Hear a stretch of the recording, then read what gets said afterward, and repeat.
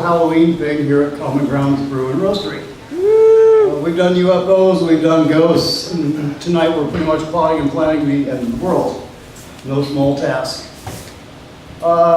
Short story, 1938, CBS Radio, Mercury Theatre on the Air, a low-rated show that got lucky that night because people channel surfed even back then, and it made history. Now all of us have been doing our homework on the background of this show. Oh yeah, that's one where people jumped out of windows, and no, nobody jumped out of windows.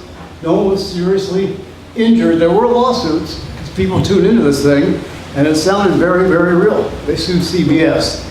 They sued Orson Welles, who became an overnight international celebrity because of this.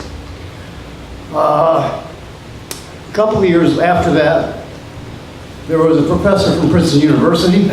You'll be hearing more from Princeton University shortly.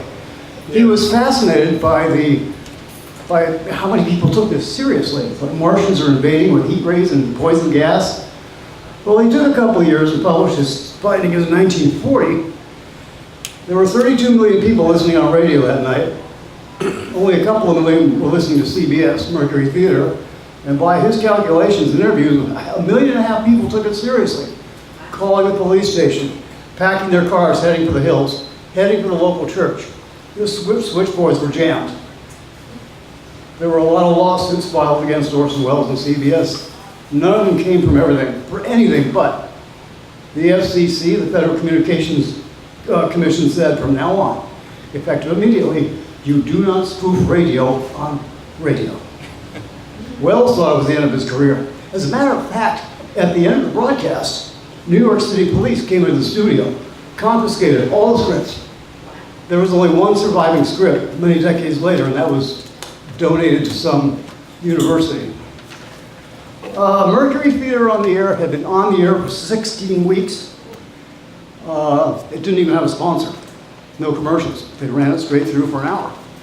So CBS was sitting back patiently, hoping that sooner or later the show would attract a wider audience. And on the night of October 30th, 1938, it finally did.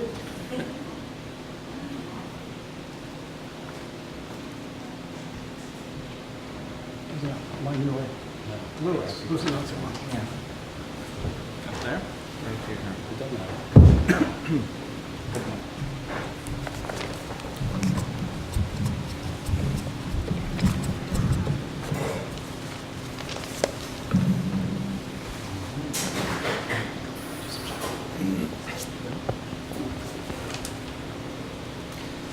The Columbia Broadcasting System and its affiliated stations present Orson Welles and the Mercury Theatre on the Air in the War of the Worlds by H.G. Wells.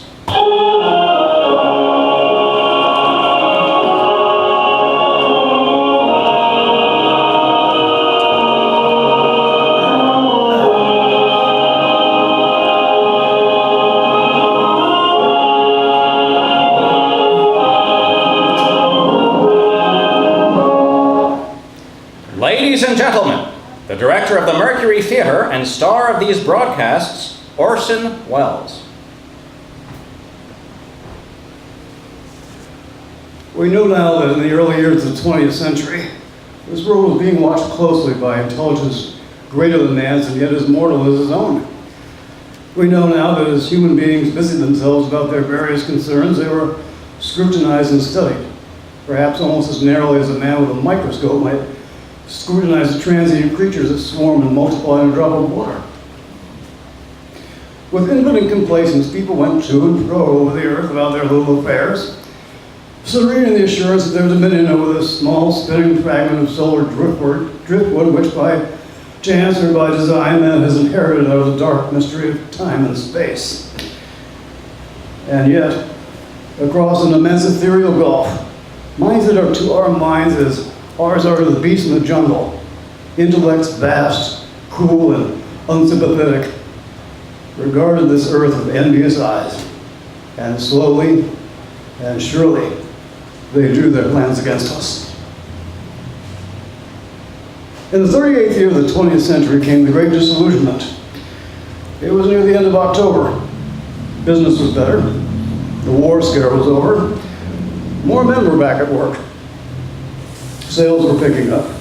And on this particular evening, October 30th, the Crosley service estimated that 32 million people were listening in on radios. For the next 24 hours, not much change in temperature. A slight atmospheric disturbance of undetermined origin is reported over Nova Scotia, causing a low-pressure area to move down rather rapidly over the northeastern states, bringing a forecast of rain, accompanied by winds of light gale force. Maximum temperature 66, minimum 48. This weather report comes to you from the Government Weather Bureau. We now take you to the Meridian Room in the Hotel Park Plaza in downtown New York, where you will be entertained by the music of Ramon Raquello and his orchestra.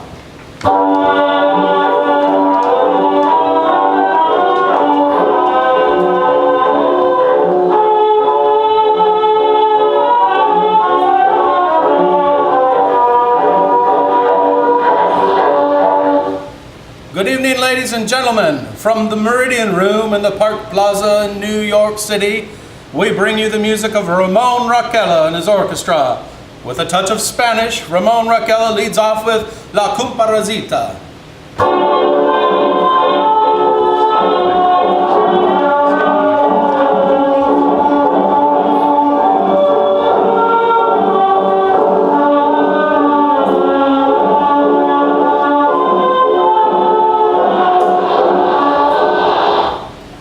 Ladies and gentlemen, we interrupt our program of dance music to bring you a special bulletin from the Intercontinental Radio News. At 20 minutes before 8 Central Time, Professor Farrell of the Mount Jennings Observatory, Chicago, Illinois, reports observing several explosions of incandescent gas occurring at regular intervals on the planet Mars. The spectroscope indicates the gas to be hydrogen and moving towards the Earth with enormous velocity. Professor Pearson of the observatory at Princeton confirms Farrell's observation and describes the phenomena as, quote, like a jet of blue flame shot from a gun, unquote. We now return you to the music of Ramon Raquello, playing for you in the Meridian Room of the Park Plaza Hotel, situated in downtown New York.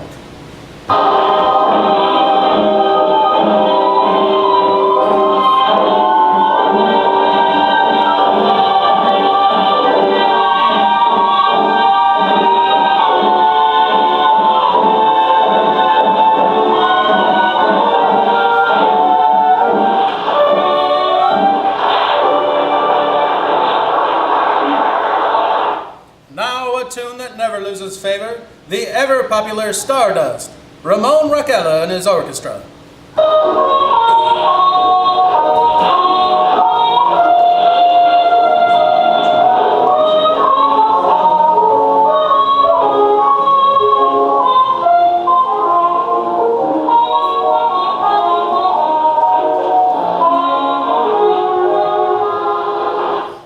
Ladies and gentlemen, following on the news given in our bulletin a moment ago, the Government Meteorological Bureau has requested the large observatories of the country to keep an astronomical watch on any further disturbances occurring on the planet Mars. Due to the unusual nature of this occurrence, we have arranged an interview with noted astronomer Professor Pearson, who will give us his views on the event. In a few moments, we will take you to the Princeton Observatory at Princeton, New Jersey. We will return you until then to the music of Ramon Raquello and his orchestra.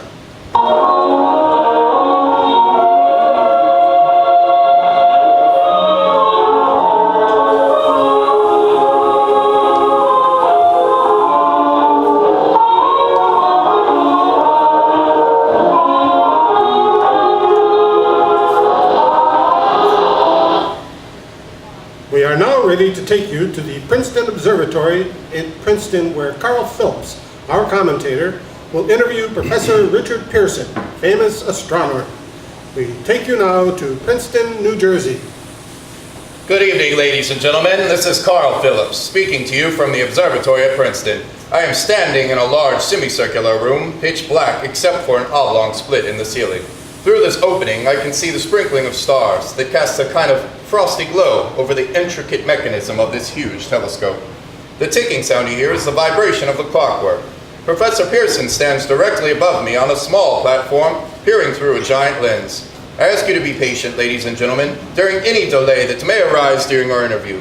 Besides his ceaseless watch of the heavens, Professor Pearson may be interrupted by telephone or other communications. During this period, he is in constant touch with the astronomical centers of the world. Professor, may I begin with our questions? At any time, Mr. Phillips. Professor, would you please tell our radio audience exactly what you see as you observe the planet Mars through your telescope? Well, nothing unusual at the moment, Mr. Phillips.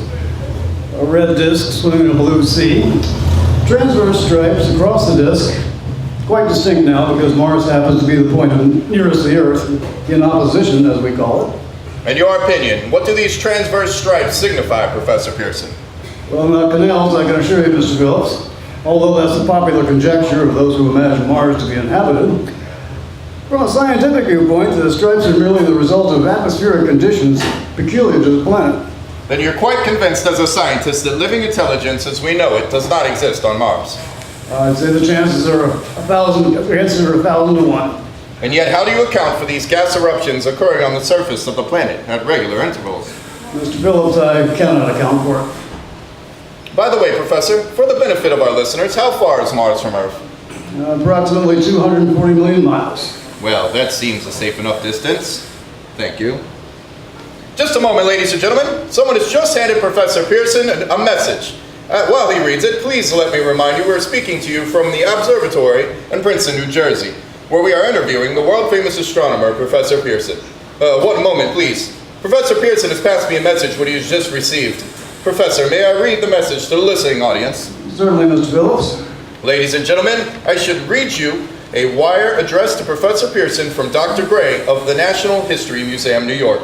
9:15 p.m. Eastern Standard Time, seismograph registered shock of almost earthquake intensity occurring within a radius of 20 miles of Princeton. Please investigate. Signed, Lloyd Gray, Chief Astronomical Division. Professor Pearson, could this occurrence possibly have something to do with the disturbances observed on the planet Mars? Hardly, Mr. Phillips.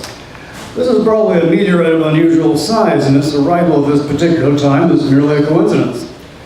However, we shall conduct a search as soon as daylight permits. Thank you, Professor. Ladies and gentlemen, for the past 10 minutes, we've been speaking to you from the observatory at Princeton, bringing you a special interview with Professor Pearson, known as astronomer. This is Carl Phillips speaking. We are returning you now to our New York studio.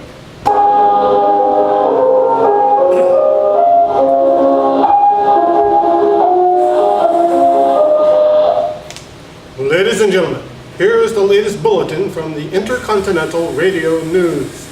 Toronto, Canada. Professor Morse of McGill University reports observing a total of 3 explosions on the planet Mars between the hours of 7:45 p.m. and 9:20 p.m. Eastern Standard Time. This confirms earlier reports received from American observatories. Now nearer home comes a special announcement from Trenton, New Jersey. It is reported that at 8:50 p.m., a huge flaming object, believed to be a meteorite, fell on a farm in the neighborhood of Grover's Mill, New Jersey, 22 miles from Trenton. The flash in the sky was visible within a radius of several hundred miles, and the noise of the impact was heard as far as Elizabeth. We have dispatched a special mobile unit to the scene and will have our commentator, Carl Phillips, give you a word description as soon as he can reach there from Princeton. In the meantime, we take you to the Hotel Martinet in Brooklyn, where Bobby Millett and his orchestra are offering a program of dance music.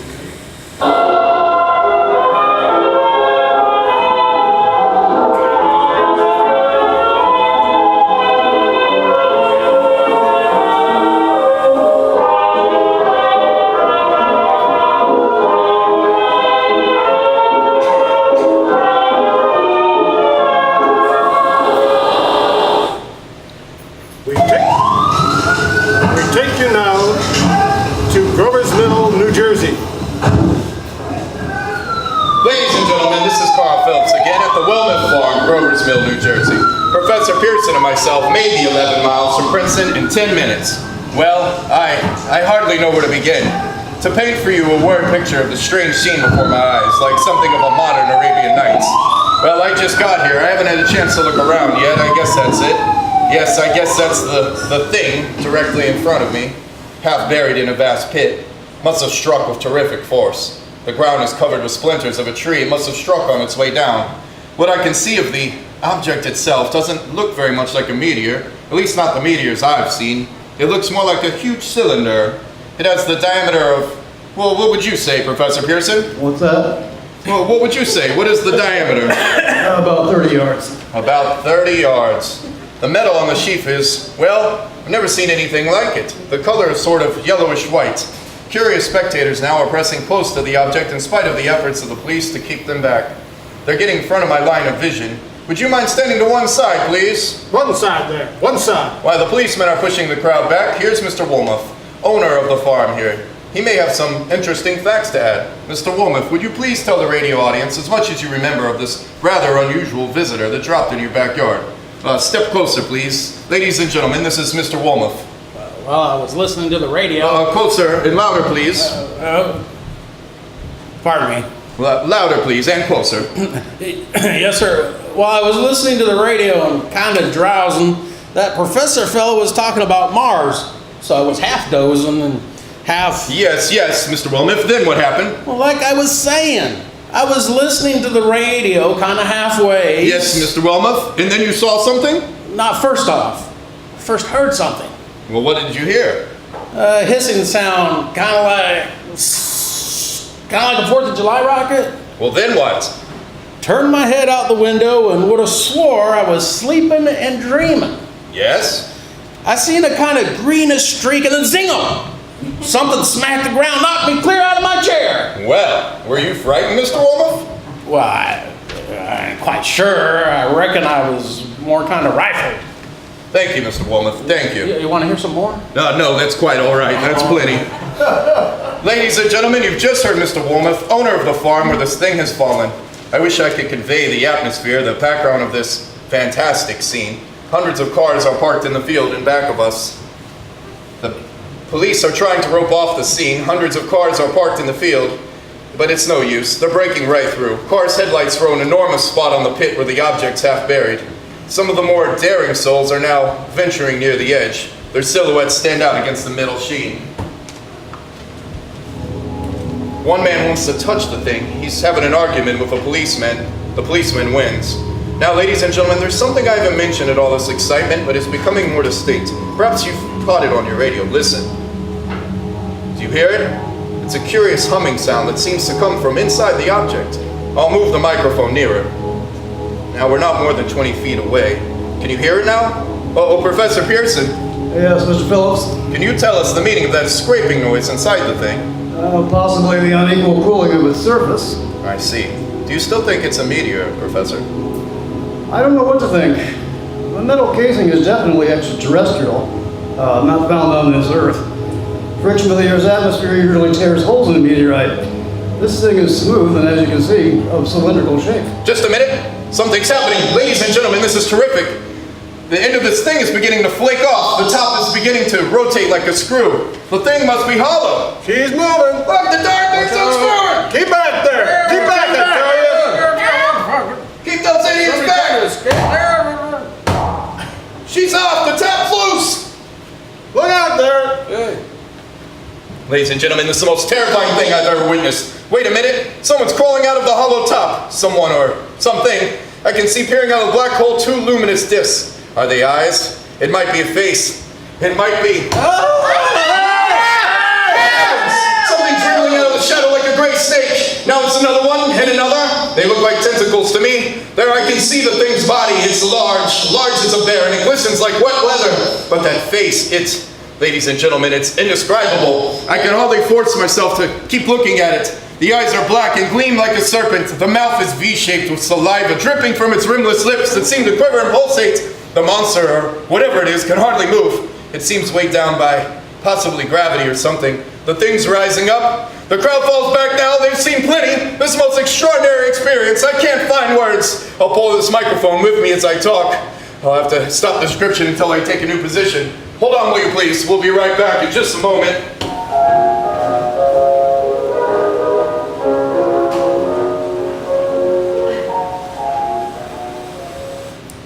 We are bringing you an eyewitness account of what's happening on the Wilmoth Farm, Grover's Mill, New Jersey.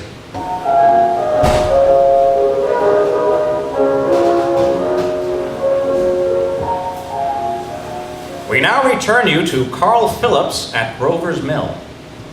Ladies and gentlemen, am I on? Ladies and gentlemen, here I am, back of a stone wall that adjoins Mr. Walnut's garden. From here I get a sweep of the whole scene. I'll give you every detail as long as I can talk, as long as I can see. More state police have arrived. They're drawing up a cordon in front of the pit, about 30 of them. No need to push the crowd back now. They're willing to keep their distance. The captain is conferring with someone. We can't quite see who. Oh yes, I believe it's Professor Pearson. Yes, it is. Now they've parted. The professor moves around one side, studying the object, while the captain and 2 policemen advance with something in their hands. I can see it now. It's a white handkerchief tied to a pole. A flag of truce. If those creatures know what that means, what anything means. Wait, something's happening. A hunk shape is rising out of the pit. I can make out a small beam of light against the mirror. What's that? There's a jet of flame springing from the mirror and it leaps right out of the advancing man. It strikes him head-on. Good Lord! We're turning into flame! The woods, the barns, the gas tanks of automobiles, it's spreading everywhere. It's coming this way, about 20 yards to my right.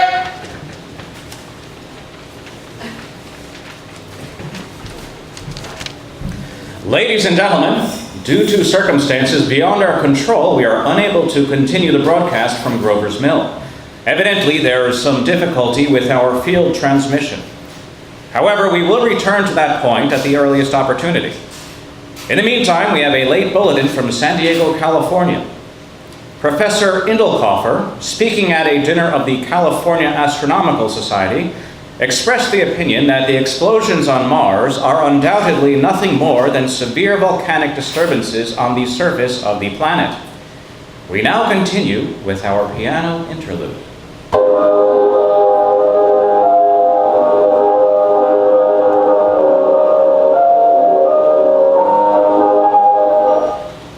Ladies and gentlemen, I have just been handed a message that came in from Grover's Mill by telephone. Just a moment. At least 40 people, including 6 state troopers, lie dead in a field east of the village of Grover's Mill. Their bodies burned and distorted beyond all possible recognition. The next voice you hear will be that of Brigadier General Montgomery Smith, commander of the state militia at Trenton, New Jersey. I have been requested by the governor of New Jersey to place the counties of Mercer and Middlesex, as far west as Princeton, and east of Jamesburg under martial law. No one will be permitted to enter this area except by special pass issued by state or military authorities. 4 companies of state militia are proceeding from Trenton to Grover's Mill and will aid in the evacuation of homes within the range of military operations. Thank you. You have just been listening to General Montgomery Smith, commanding the state militia at Trenton. In the meantime, further details of the catastrophe at Grover's Mill are coming in. The strange creatures are, after unleashing their deadly assault, crawled back into their pit and made no attempt to prevent further efforts of the firemen to recover the bodies and extinguish the fire. Combined fire departments of Mercer County are fighting the flames, which menace the entire countryside. We have been unable to establish any contact with our mobile unit at Grover's Mill, but we hope to be able to return you there at the earliest possible moment. In the meantime, we take you... Just one moment, please. Okay. Right? Sure? Ladies and gentlemen, I have just been informed that we have finally established communication with an eyewitness of the tragedy. Professor Pearson has been located at a farmhouse near Grover's Mill where he has established an emergency observation post. As a scientist, he will give you his explanation of the calamity. The next voice you hear will be that of Professor Pearson, brought to you by direct wire. Professor Pearson. Of the creatures in the rocket cylinder at Grover's Mill, I can give you no authoritative information, either as to their nature, their origin, or their purposes here on Earth. Of their destructive instrument, I might venture some conjectural explanation. For want of a better term, I shall refer to the mysterious weapon as a heat ray. It is all too evident that these creatures have scientific knowledge far in advance of our own. It is my guess that in some way they are able to generate an intense heat in a chamber of practically absolute non-conductivity. This intense heat they project in a parallel beam against any object they choose by means of a polished parabolic mirror of unknown composition, much as the mirror of a lighthouse projects a beam of light. That is my conjecture of the origin of the heat ray. Thank you, Professor Pearson. Ladies and gentlemen, here is a bulletin from Trenton. It is a brief statement informing us that the charred body of Carl Phelps has been identified in a Trenton hospital. Now here's another bulletin from Washington, D.C. Office of the Director of National Red Cross reports 10 units of Red Cross emergency workers have been assigned to the headquarters of the state militia stationed outside Grover's Mill, New Jersey. Here's a bulletin from State Police. Princeton Junction. The fires at Grover's Mill and vicinity are now under control. Scouts report all quiet in the pit, and no sign of life appearing from the mouth of the cylinder. And now, ladies and gentlemen, we have a special statement from Mr. Harry McDonald, Vice President in charge of operations. We have received a request from the militia at Trenton to place at their disposal our entire broadcasting facilities. In view of the gravity of the situation, and believing that radio has a responsibility to serve in the public interest at all times, we are turning over our facilities to the state militia in Trenton. We now take you to the field headquarters of the state militia near Grover's Mill, New Jersey. Make sure those men get some coffee, Sam. Yeah. This is Captain Lansing of the Signal Corps, attached to the state militia, now engaged in military operations in the vicinity of Grover's Mill. Situation arising from the reported presence of certain individuals of unidentified nature is now under complete control. The cylindrical object, which lies in the pit directly below our position, is surrounded on all sides by 8 battalions of infantry, without heavy field pieces, but adequately armed with rifles and machine guns. All cause for alarm, if such cause ever existed, is now entirely unjustified. The things, whatever they are, do not even venture to poke their heads above the pit. I can see their hiding place plainly in the glare of the searchlights here. With all their reported resources, these creatures can scarcely stand up against heavy machine gun fire. Anyway, it's an interesting outing for the troops. I can make out their khaki uniforms crossing back and forth in front of the lights. It looks almost like a real war. There appears to be some slight smoke in the woods bordering the Millstone River, probably fire started by campus. Oh, we ought to see some action soon. One of the companies is deploying on the left flank. A quick thrust and it will all be over. No, wait a minute. I see something on top of the cylinder. No, it's nothing but a shadow. Now the troops are on the edge of the Wilmoth fire. 7,000 armed men closing in on old metal tube. Wait, that wasn't a shadow. It's something moving. Solid metal, kind of shield-like affair. It's rising up out of the cylinder. It's going higher and higher. Why, it's standing on legs, actually rearing up on a sort of metal framework. Now it's reaching above the trees. The searchlights are on it. Hold on.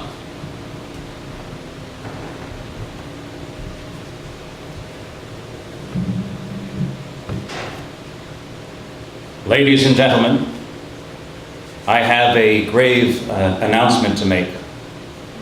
Incredible as it may seem, both the observations of science and the evidence of our eyes lead to the inescapable assumption that those strange beings who landed in the Jersey farmlands tonight are the vanguard of an invading army from the planet Mars.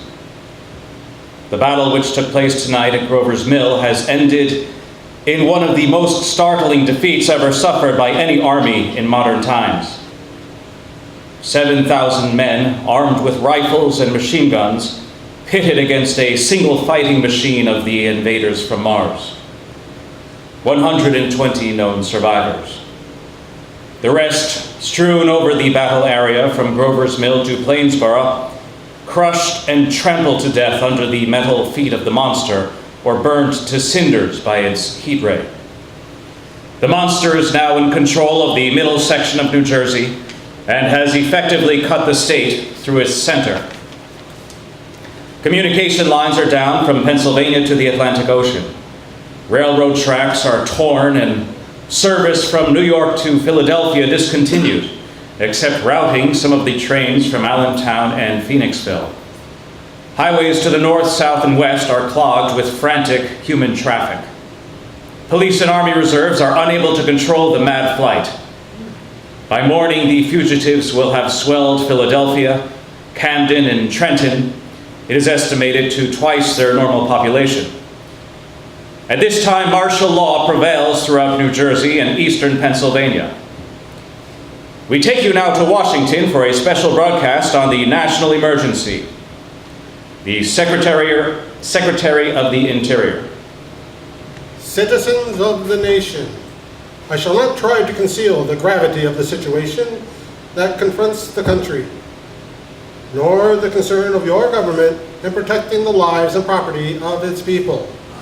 However, I wish to impress upon you, private citizens and public officials, all of you, the urgent need of calm and resourceful action.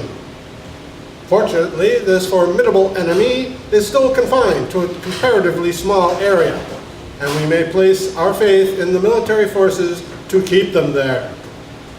In the meantime, placing our faith in God, we must continue the performance of our duties, each and every one of us, so that we may confront this destructive adversary with a nation united, courageous, and consecrated to the preservation of human supremacy on this earth. I thank you. You have just heard the Secretary of the Interior speaking from Washington. Bulletins too numerous to read are piling up in the studio here. We are informed the central portion of New Jersey is blacked out from radio communication due to the effect of the heat ray upon power lines and electrical equipment. Here is a special bulletin from New York. Cables received from English, French, German scientific bodies offering assistance. Astronomers report continued gas outbursts at regular intervals on planet Mars. Majority voice opinion that enemy will be reinforced by additional rocket machines. Attempt made to locate Professor Pearson of Princeton, who has been observed by Martians at close range. It is feared he was lost in recent battle. Langham Field, Virginia. Scouting planes report 3 Martian machines visible above treetops, moving north towards Somerville with population fleeing ahead of them. Heat ray not in use. Although advancing at express train speed, invaders pick their way carefully. They seem to be making conscious effort to avoid destruction of cities and countryside. However, they stop to uproot power lines, bridges, and railroad tracks. Their apparent objective is to crush resistance, paralyze communication, and disorganize human society. Here is a bulletin from Basking Ridge, New Jersey. Coon hunters have stumbled on a second cylinder similar to the first embedded in the Great Swamp 20 miles south of Morristown. Army field pieces are proceeding from Newark to blow up second invading unit before cylinder can be opened and the fighting machine rigged. They are taking up position in the foothills of Watchung Mountains. Another bulletin from Langham Field, Virginia. Scouting planes report enemy machines, now 3 in number, increasing speed northward, kicking over houses and trees in their evident haste to form a conjunction with their allies south of Morristown. Machines also sighted by telephone operator east of Middlesex, within 10 miles of Plainfield. Here's a bulletin from Winstonfield, Long Island. Fleet of Army bombers carrying heavy explosives flying north in pursuit of enemy. Scouting planes act as guides. They keep speeding enemy in sight. Just a moment, please. Ladies and gentlemen, we've run special wires to the artillery line in adjacent villages to give you direct reports in the zone of the advancing enemy. First, we take you to the battery of the 22nd Field Artillery, located in the Watchung Mountains. Range, 32 meters. 32 meters, Projection, 29 degrees. 39 degrees. Fire! 140 yards to the right, sir. Shift range, 31 meters. 31 meters, Projection, 37 degrees. 37 degrees. Fire! A hit, sir. We got the tripod at one of them. They've stopped. The others are trying to repair it. Quick, get in range. Shift 30 meters. 30 meters, Projection, 27 degrees. 27 degrees. Fire! Can't see the shell land, sir. They're letting off a smoke. What is it? A black smoke, sir. Moving this way. Lying close to the ground. It's moving fast. Put on gas mask. Get ready to fire. Shift 24 meters. 24 meters, Projection, 24 degrees. 24 degrees. Fire!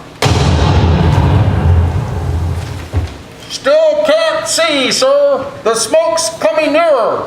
Get in range. 23 meters.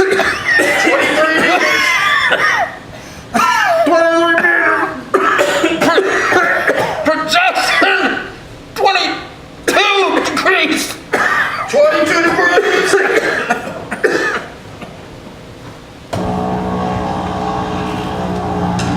Army bombing plane V-843 off Bayonne, New Jersey, Lieutenant Voigt, commanding 8 bombers, reporting to Commander Fairfax, Langham Field. This is Voigt reporting to Commander Fairfax, Langham Field. Enemy tripod machines now in sight. Reinforced by 3 machines from the Morristown cylinder, 6 altogether.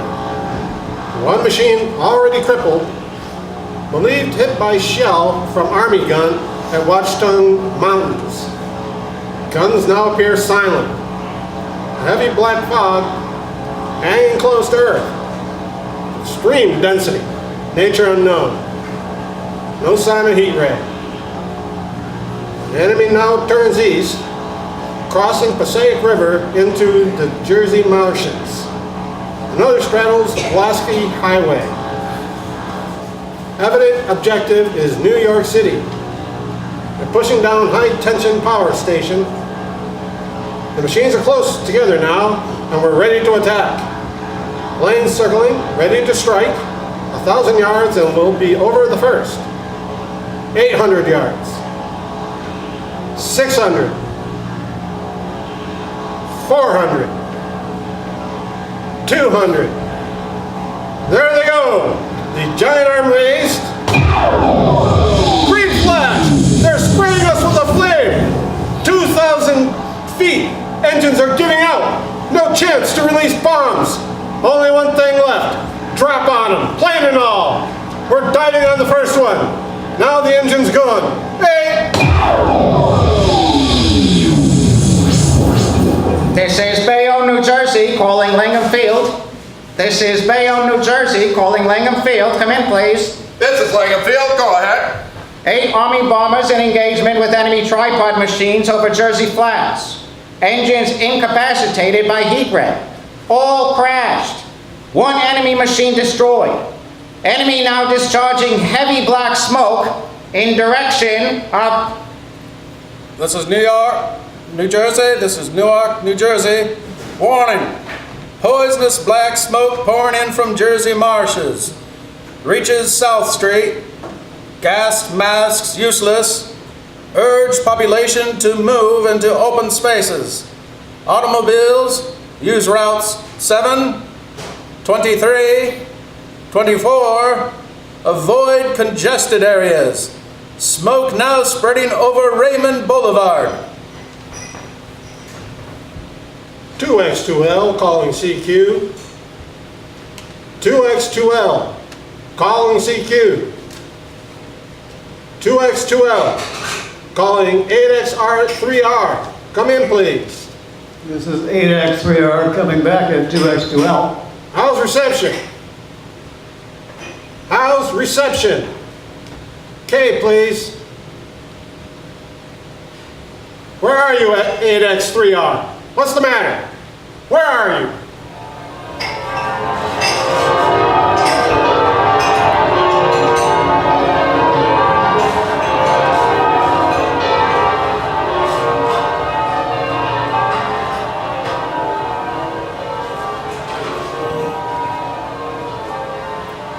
I'm speaking from the roof of the Broadcasting Building, New York City. The bells you hear are ringing to warn the people to evacuate the city as the Martians approach. Estimated in last 2 hours, 3 million people have moved out along the roads to the north. Hutchinson River Parkway still kept open for motor traffic. Avoid bridges to Long Island, hopelessly jammed. All communication with Jersey Shore closed 10 minutes ago. No more defenses. Our army wiped out. Artillery, Air Force, everything wiped out.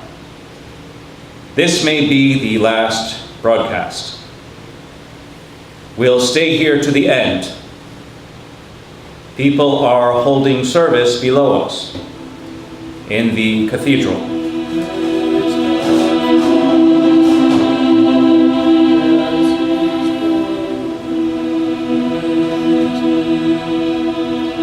Now I look down the harbor. All manner of boats, overloaded with fleeing population, pulling out from docks.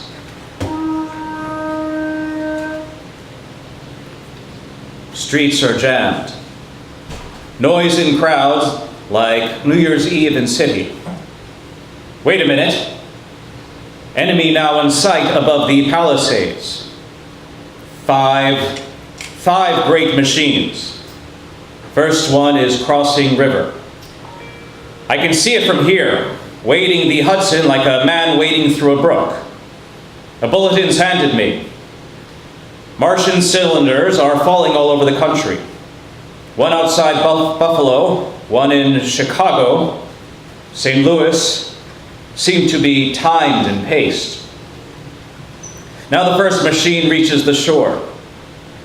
He stands watching, looking over the city. His steel, cowlish head is even with the skyscrapers.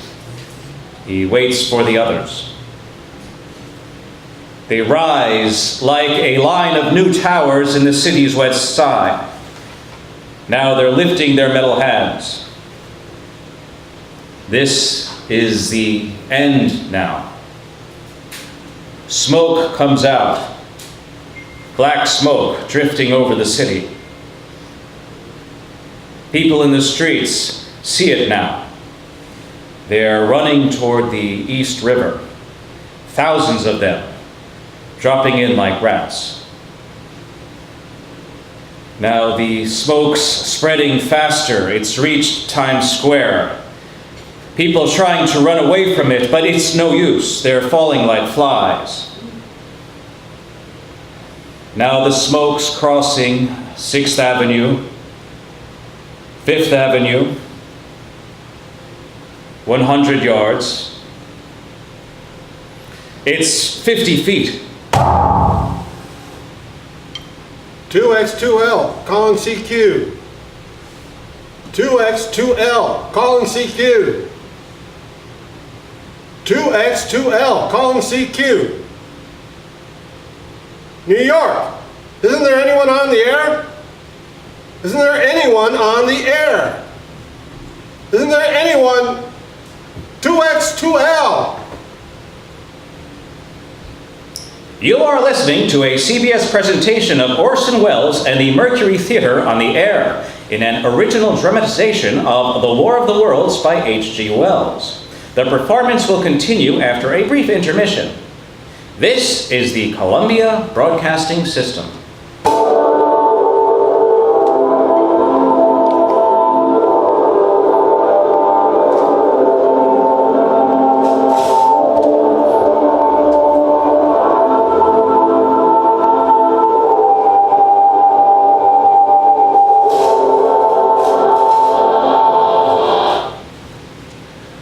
As I set down these notes on paper, I'm obsessed by the thought that I may be the last living man on earth.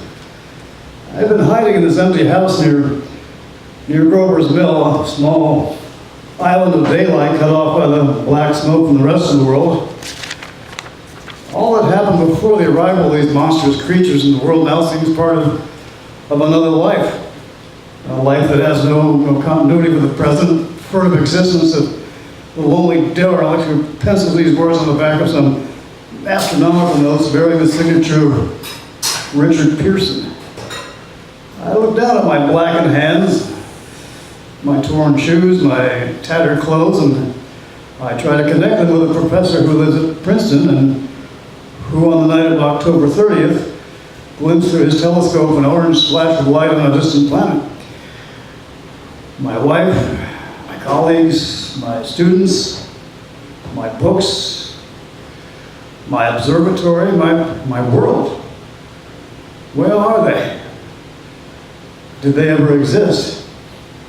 Am I Richard Pearson? What day is it? Do days exist without calendars? Does time pass when there are no human hands left to wind the clocks? In writing down my daily life, I tell myself shall preserve human history between the dark covers of this little book that was meant to record the movements of the stars. But to write, I must live, and to live, I must eat. I find moldy bread in the kitchen and an orange not too spoiled to swallow. I keep watch at the window. From time to time, I catch sight of a Martian above the black smoke. The smoke still holds the house in its black coil, but at length there is a hissing sound, and suddenly I see a Martian mounted on his machine, spraying the air with a jet of steam as if to dissipate the smoke. I watch in the corner as his huge metal legs nearly brush against the house. Exhausted by terror, I fall asleep. Morning! Sun streams in the window. The black cloud of gas is lifted, and the scorched meadows to the north look as though a black snowstorm has passed over them. I venture from the house. I make my way to a road. No traffic. Here and there a wrecked car, baggage overturned, a blackened skeleton. I push on north. For some reason, I feel safer trailing these monsters than running away from them. And I keep a careful watch. I've seen the Martians feed.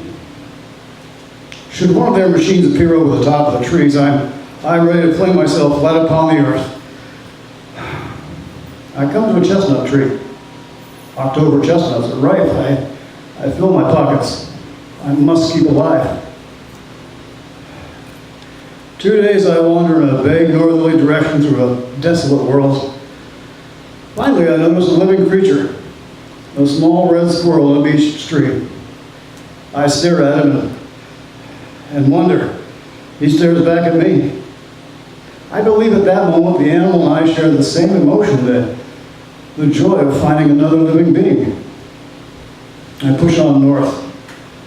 I find dead cows in a brackish field. Beyond, the charred ruins of a dairy. The silo remains standing guard over the wasteland like a lighthouse deserted by the sea. Astride the silo perches a weathercock. The arrow points north. Next day I came to a city vaguely familiar in its contours, yet its building strangely dwarfed and leveled off as if a giant hand sliced off its highest towers with a capricious sweep of its hand. I reached the outskirts. I found Newark, undemolished, but humbled by some mood of the advancing Martians. Presently, and with an odd feeling of being watched, I caught sight of something crouching in a doorway. I made a step towards it, and it rose up and became a woman. A woman armed with a large knife. Stop! Where'd you come from?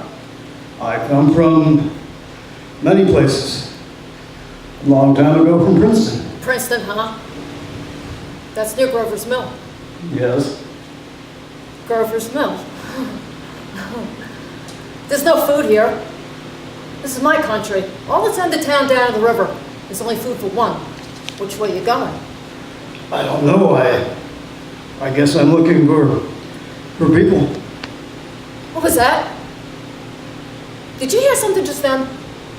Only a bird. A live bird. You get to know the birds of shadows these days. Say, we're in the open here. Let's crawl into this doorway and talk. Have you seen any Martians? Nah. They got over to New York. At night, the sky's alive with their lights, just the people still living in it. But daylight, you can't see them. 5 days ago, a couple of them carried something big across the flats from the airport. I believe they're learning how to fly. Fly. Yeah, fly. Well, it's all over with humanity. Stranger, there's still you and I. 2 of us left. They got themselves in solid. They wrecked the greatest country in the world. Those green stars, they're probably falling somewhere every night. They've only lost 1 machine. There isn't anything to do. We're done. We're licked. Where were you? I was in the National Guard. That's good, right? Wasn't any war. Any more than there's a war between men and ants. And we're eatable ants. I found that out. What do you think they'll do with us? I've thought all that out. Right now, we're caught as they're wanted, as we're wanted. The Martian only has to go a few miles to get a crowd on the run. But they won't keep doing that.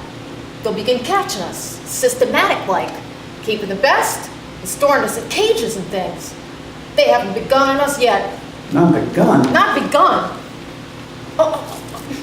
All that's happened so far is because we didn't have the sense enough to keep quiet, bothering with guns and such stuff and losing our heads and rushing off in crowds. And instead of rushing around blind, we gotta fix ourselves up. Fix ourselves up the way things are now. Cities, nations, civilizations, progress, done. But if that's so, then what is there to live for? Well, there won't be any more concerts for 1,000,000 years or so. No nice little dinners or restaurants. If it's amusement you're after, I guess the game's up. And what is there left? Life. That's what. I want to live. Yeah, and so do you. We're not going to be exterminated. And I don't need to be caught either. I'm tamed, and fattened, and bred like an ox. What are you going to do? I'm going on. Right under their feet. I got a plan. We humans, as humans, we're finished. We don't know enough. We gotta learn plenty before we have a chance. And we gotta live and keep free while we learn, see? It's fun, well, see? All right, let's have a rest.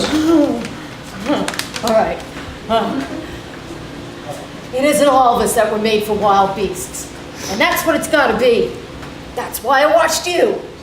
All these little office workers that used to live in these houses, they be no good. They haven't any stuff to them. They just used to run off to work. I've seen hundreds of them, running wild to catch their commuter train in the morning for fear they get canned if they didn't. Running back at night, afraid they won't be in time for dinner. Lives insured and a little invested in case of accidents. And on Sundays, worried about the hereafter. The Martians would be a godsend for those guys. Nice roomy cages, good food, careful breeding, no worries. After a week or so chasing about the fields in empty stomachs, they'll come and be glad to be caught. You've thought it all out, haven't you? Oh, you bet I have. And that isn't all. That isn't all. These marshals will make pets of some of them, train them to do tricks. Who knows? Get sentimental over the pet boy who grew up and had to be killed. And some maybe will train to hunt us. Oh, that's impossible. No human being. Oh, yes, they will. There's men who do it gladly. If one of them ever comes after me, like. So in the meantime, you and I and others like us, where are we to live when the Martians own the Earth? Well, I got it all figured out. We'll live underground. I've been thinking about the sewers. Under New York are miles and miles of, and the main ones are big enough for anybody. Then there's cellars and vaults, underground storerooms, railway tunnels, subways. You begin to see, huh? And we'll get a bunch of strong men together. No weak ones. That rubbish out. And you meant me to go? Well, I gave you a chance, didn't I? All right, we won't quarrel about that. Go on. And we gotta make safe places for us to stay in, see, and get all the books we can. Science books. That's where men like you come in, see. We'll raid the museums. We'll even spy on the Martians.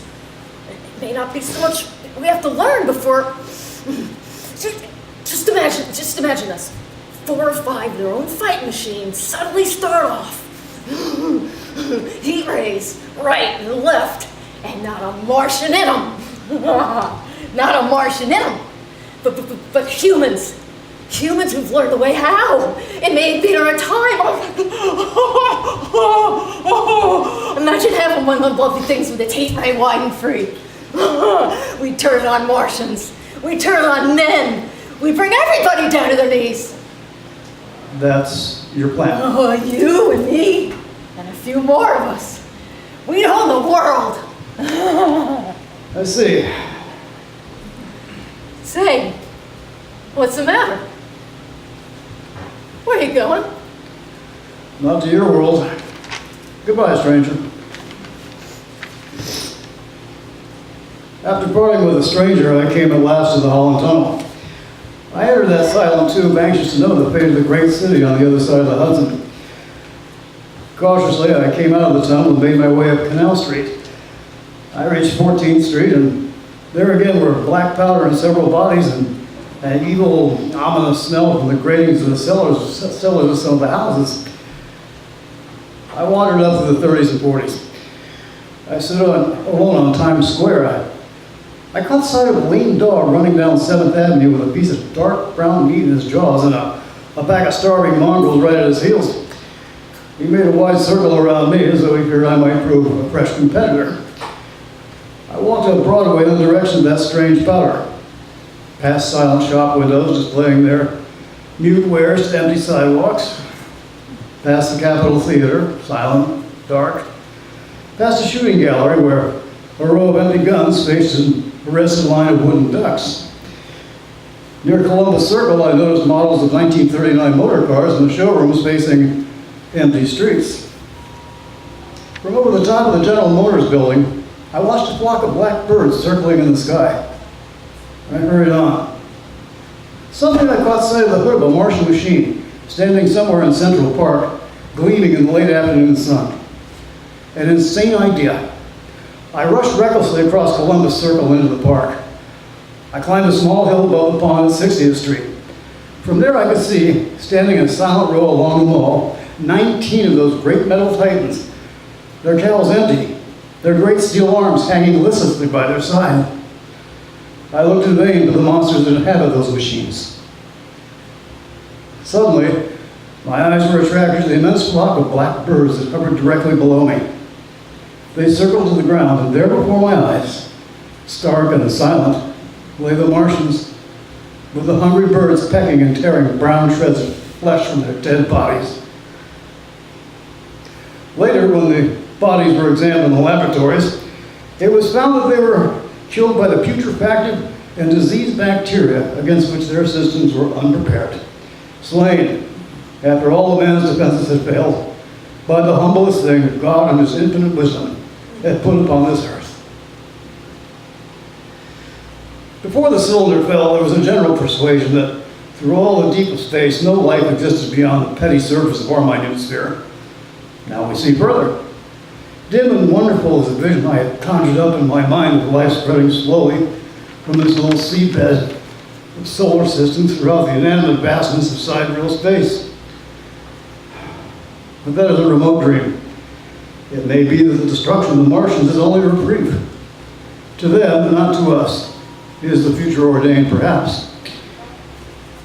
Strange it now seems to sit in my peaceful study at Princeton, writing down this last chapter of the record begun at a deserted farm in Grover's Mill. Strange to see from my window the university spires dim and blue through an April haze. Strange to watch children playing in the streets. Strange to see young people strolling on the green where the new spring grass heals the last black scars of a bruised earth. Strange to watch the sightseers enter the museum where the disassembled parts of a Martian machine are kept on public view. Strange when I recall the time when I first saw it, bright and clean cut, hard and silent, under the dawn of that last great day.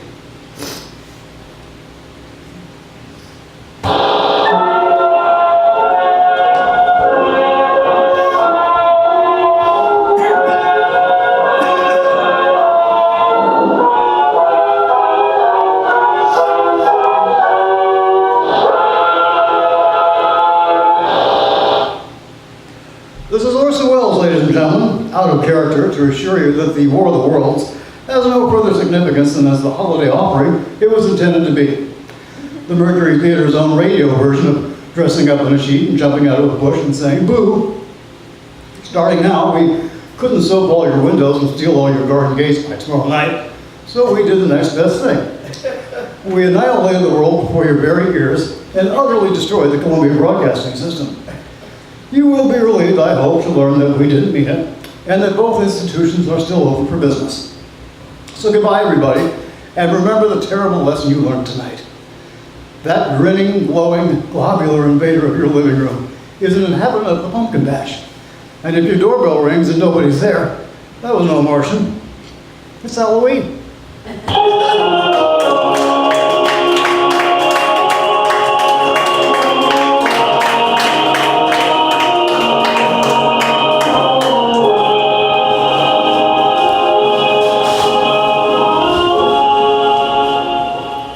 Tonight, the Columbia Broadcasting System and its affiliated stations coast to coast have brought you The War of the Worlds by H.G. Wells, the 17th in its weekly series of dramatic broadcasts featuring Orson Welles and the Mercury Theatre on the air. Next week, we present a dramatization of 3 famous short stories. This is the Columbia Broadcasting System. And this has been our show, and thank you so much.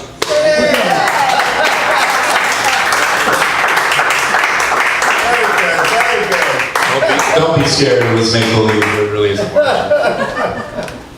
She looked nervous.